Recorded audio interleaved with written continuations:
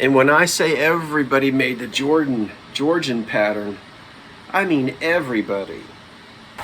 And I can go from the sides, across the front, and across the side. Did you like the sound effects? There's an old curiosity shop. Every once in a while I go by there for the fond recollections that lie there in that old curiosity shop. Good, lovely Sunday afternoon, everyone. Welcome back, loved ones. I'm Scott from the front porch of the 1925 bungalow. We're going to have a thrift haul. Let's do it. This all came from yesterday's shopping spree. If you didn't get a chance, take a look. I posted the video yesterday afternoon. Some of the things you saw me thrift, many of them that you didn't. Look at that. Now I'm going to go with celery. I haven't looked it up, but we've all talked about what Victorian celeries were and why they were so popular on tables. You might look this up and see someone calling it a vase or a spooner, but typically something in this shape would be a celery, and yes, indeed, it would hold celery stalks on the Victorian dining table. It's a nice example with some etching on it. There's a little bit of cloudiness here, which may or may not come out. You know how that cloudiness is. Sometimes you can get rid of it, but if it's sick glass, you just have to live with it. The nice thing is if you're going to use this as a celery, you're going to have water in it anyway while the celery sticks are in it. But I wish that little tiny bit of cloudiness, I wish it weren't there, but it's there. You didn't see me buy these either. One is good, two are better. That's the Jeanette 1950s. So we have two of these peach luster vases in glass. Jeanette, I think. Jeanette?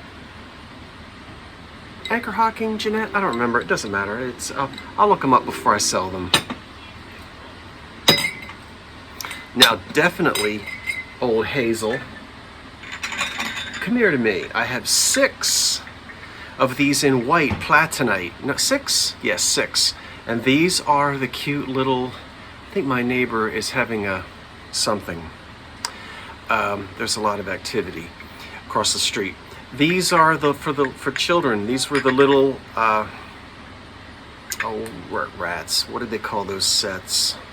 You know I know, and now it went. Anyway, it doesn't matter. There's a name for that as well. So these are made of platinite, which is the type of milk glass that Hazel Atlas made in the 30s and 40s. And we have 6 of these. Also produced by Hazel Atlas is this wonderful Ritz blue fish ashtray. And he's mad. Look at his little face. He doesn't want cigarettes being put out on him. It's just interesting that the fins, they've incorporated the area where you're supposed to put your cigarettes into the design of the fins. I don't know if you can see that or not. They'll rest right there. There's a little chip up here, which doesn't bother me. I just might keep him. I like that. The Imperial Glass Company was very successful for many, many, many, many, many years with candlewick, and a lot of your mothers and grandmothers had candlewick. It's a very simple design, and I purchased 4 cups and saucers in this lovely pattern, which I think came on the scene in the 20s and probably was Imperial, continued making it for decades after that. Here is one of the 6 coasters. And I had these, maybe 3 months ago, and now I've got them again.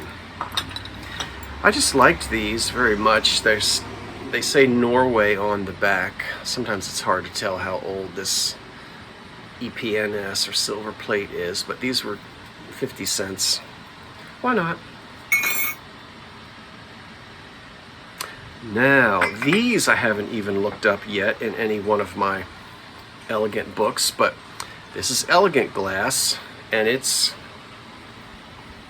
a shade of pink, and you can see it's a pretty cream and saucer, cream and sugar. I'm a little tired today, but my house guest is gone, so I have the Sunday afternoon to myself, and then I'm heading out later to have dinner with my mother and stepfather. See, so this is cream and sugar. Spider webs. There is one of the 8 Georgian tumblers that I purchased. And I think in the video I said that these go all the way back to, that the Georgian pattern goes back to the 20s. And a few people mentioned having it in the 70s and 80s. Oh, indeed you did, because Anchor Hocking continued making these. Let's take a look. I'm not positive whether this is one of the old ones or one of the Hocking. Now, hold on before you say anything. You may know, you may not. I don't know. I know that's an old one. That's also the Georgian pattern in green depression. And different size. These I had just got about 2 weeks ago. Let's dig into this Georgian stuff again. Well, you know, I've got to go to at least one of my volumes of 2 of my favorite books, and here they are. The Great American Glass of the Roaring '20s and the Depression era. I mean, you can even see that there's a Georgian pattern candy dish on the front, but let's open it up. And when I say everybody made the Georgian pattern, I mean everybody. Let's just very quickly, here we have examples of the Georgian pattern by the Duncan and Miller Company. And then on this page, we have Georgian made by Fenton.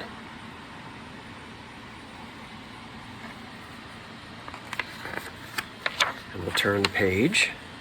Here, we have more examples by the Fenton Glass Company. And more Georgian over here by Fenton. And it goes on and on. Here we've got Georgian by Hocking or Cambridge. The authors of the book weren't quite sure. See these here? Could be. So, is it Georgian by Hocking or Cambridge? This page, Central Glass, Liberty, or Beaumont, which is one of my favorite underdogs. You don't really hear much about Beaumont glass, but I love that their production lines. Is that the end of it? Ah, of course not. So some more Georgian, and then over here we have examples by Payton City in the Georgian pattern. I told you to see. Now, that is a perfect example why a quick Google image search ain't gonna tell you anything other than hopefully Georgian pattern. But you can see without close examination and study, it would be difficult to tell which of those 6 or 8 companies we saw. And there may be other companies who did the Georgian pattern as well. But I have 8 of those. This is fantastic because not only is it Flow Blue, not only is it Blue Willow, but it is Blue Willow in the Flow Blue style. It's been executed, which doesn't. There's not a whole lot of flow on. You can see it, Sometimes the flow is really, really blurry. This is very subtle until you go to the back. And I know it's very difficult to read. Of course, this is made in England, and it's blurry because of the ink has. This is the way that Flow Blue was made, is hence the name. Unfortunately, I'm going to have to try to. That's what I paid for it, and that might be on there forever now because this is porous and that ink got down into the. Doesn't make any difference, not really. Nice condition on this platter without any damage at all. Nice antique Flow Blue Blue Willow. And then, put that up there.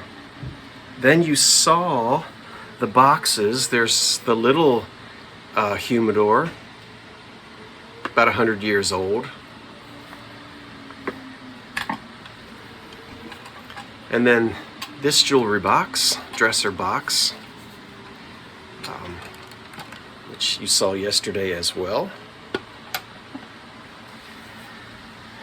Typical, I find these, and I don't want to keep going over. Oh, here, so now this is made in 1944. Homer Laughlin, and of course we know how to do that. We know how to date them, so I won't go through that again. But I have six of these. They're all dated 1944. Flow Blue plates. I'm sorry, Blue Willow. Now you see how sharp and crisp. See how this is a little more on the fuzzy side? So that's the difference. This great big one, well, it's not that big, but it's more than it's 12 inches. It might be 13. A charger in Delft. How about that? Completely unmarked on the back. There's some hints to its age, looking at the type of clay that was used. Look, that's an old, that's a ratty old piece of wire with cloth around it. That's been on there probably for an awful long time, which this hung from the wall.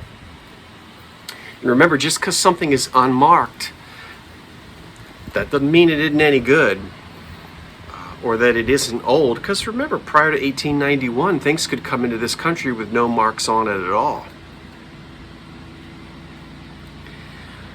So there probably was a series of these for decorative purposes. Obviously, it's meant to hang on the wall and not to eat off of. It has a little bit of staining, but it's not chipped or cracked.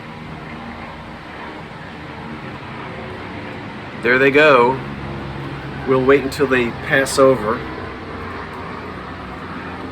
La la la. All right, now you also didn't see this, which comes on the scene in the 40s. It is Fire King, which was an oven-proof line manufactured by the Anchor Hocking Corporation. This is in sapphire blue, and the pattern by collectors is called Philby. Lid, casserole, trivet, wonderful. One little chip on the inner rim. We'll live with that. I guess we have to. But how wonderful to find all of these matching pieces together. And 40s and 50s, sapphire blue. And then before I put that down, here's, is it Princess? I forget that pattern. I think that's what it is. Also by Hocking, and that's a 3-footed pink cake plate. See? That has a very little chip, very little tiny chip on the side. Again, cheap, mass-produced depression glass. Bang it around in the kitchen. It was every day, meant to be used for every day. someone is going to win this. That's this wonderful Colonial Williamsburg winter sleigh jigsaw puzzle, and it doesn't look like it's ever been opened, so I feel pretty, all the pieces should be in there.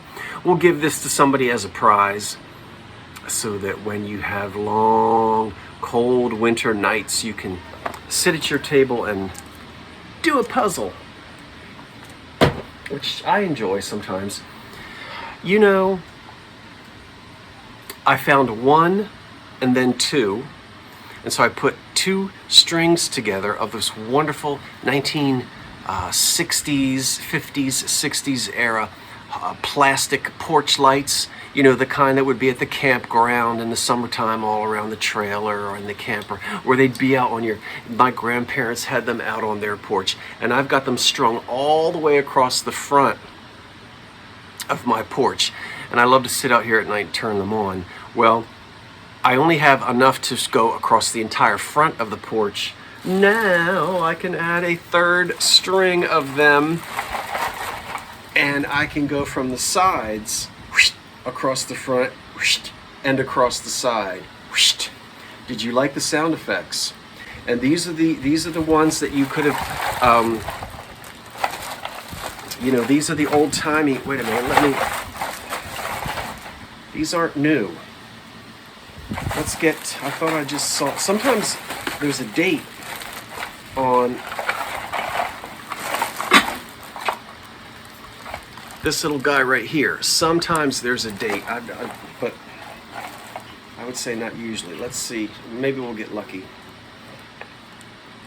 Hold still. This says, decorating lighting string for indoor use and outdoor use.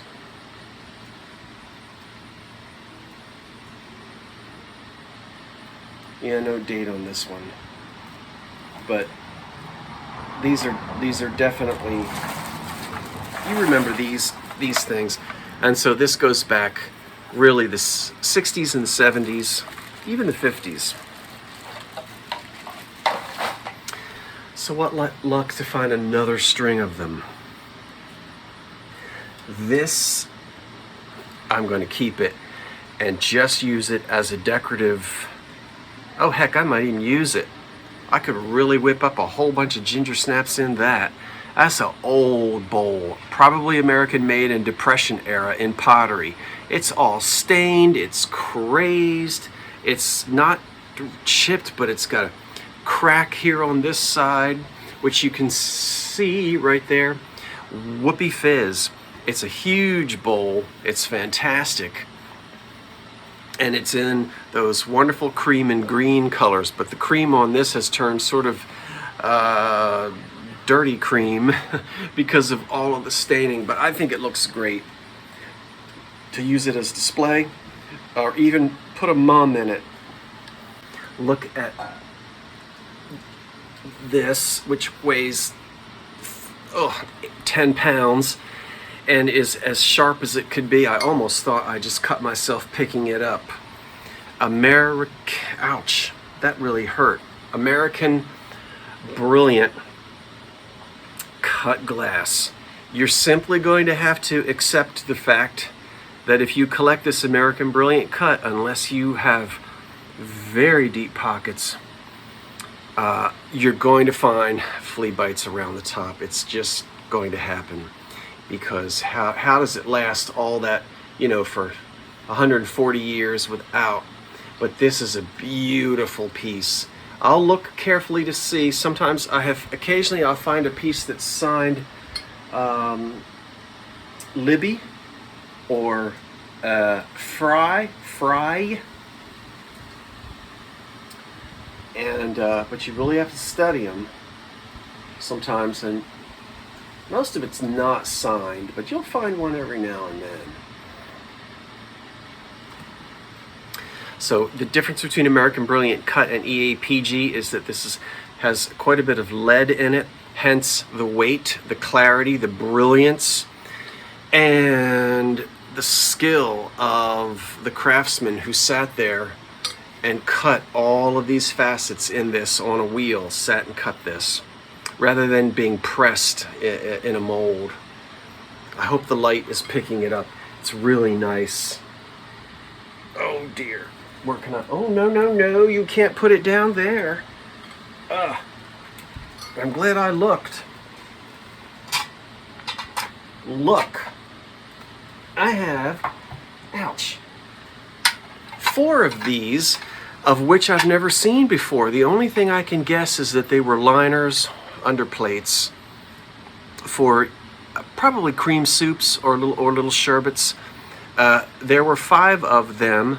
1 of them was chipped. I didn't buy the one that was chipped, and I just went with the 4 that are in excellent condition. Let's take a closer look at one of them. Just for comparison, you can see the sugar bowl. These are small, so they obviously aren't saucers for teacups, but they would be perfect underplates for sherbets or cream soups, and I'm just going to sort of assume that's what they're for. Now you get yourself some green sherbet cups or some green cream soups and combine them, and you're going to create your own watermelon set. So 4 of these. All of this in one day. And those 2 chairs, the 2 oak pressed kitchen chairs, are still in the back of my truck.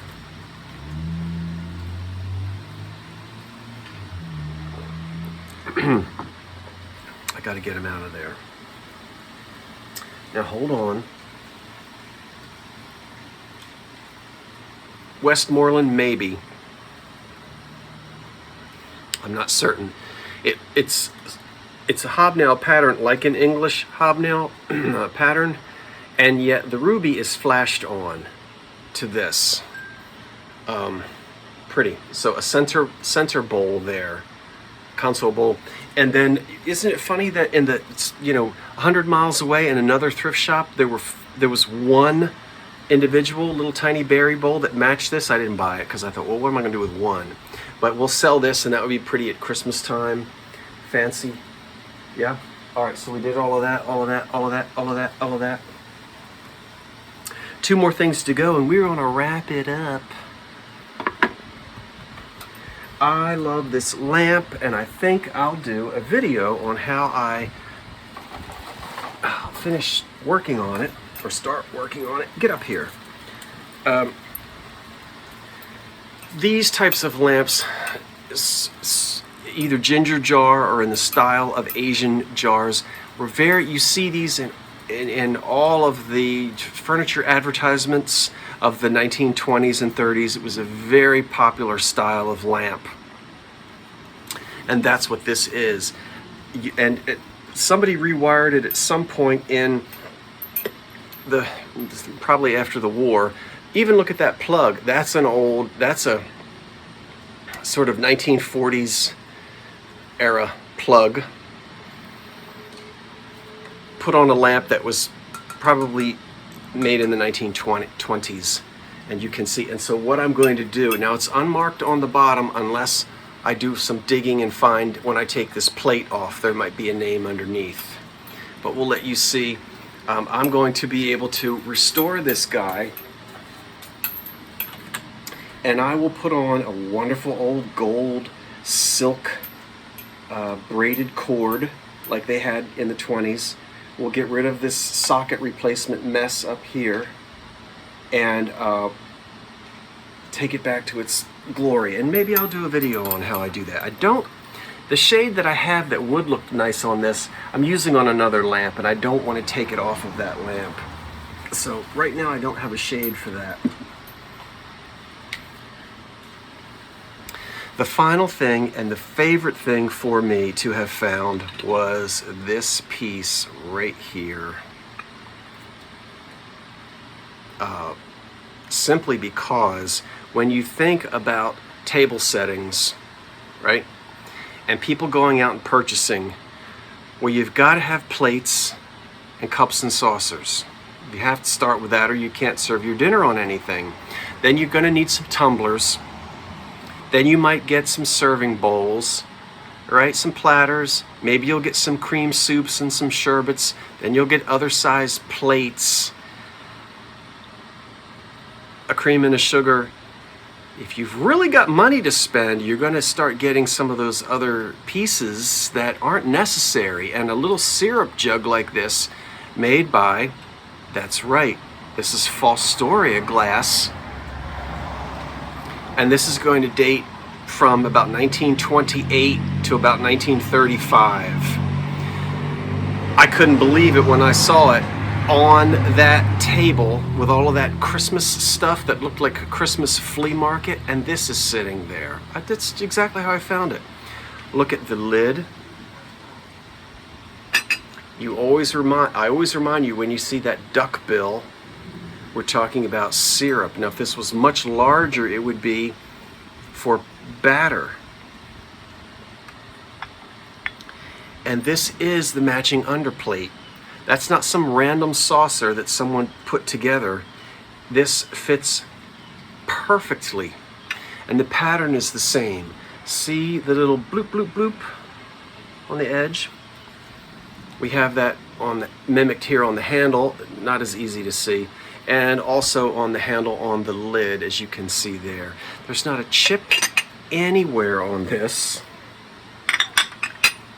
And so, a beautiful amber Fostoria syrup pitcher with its underplate for the table. This is my favorite piece because you know how much I enjoy great American glass of the Roaring '20s and the Depression era. Okay, well that's that. I hope you had a good time watching me shop yesterday and showing you all of these items today. I will be back tomorrow night at 8 o'clock. Join me here on this channel. Patrick the Trusty Huckster will be with me, and it's time for our Unbreakables live sale. That's the last sale of the month. And then the Monday after that is Labor Day, and I'll be here that Monday night doing a live sale, so you join me as well next Monday. Okay, until then, I'm Scott from the Old Curiosity Shop, saying to you, thanks for watching, wait for the cat, and so long for now. I love this thing.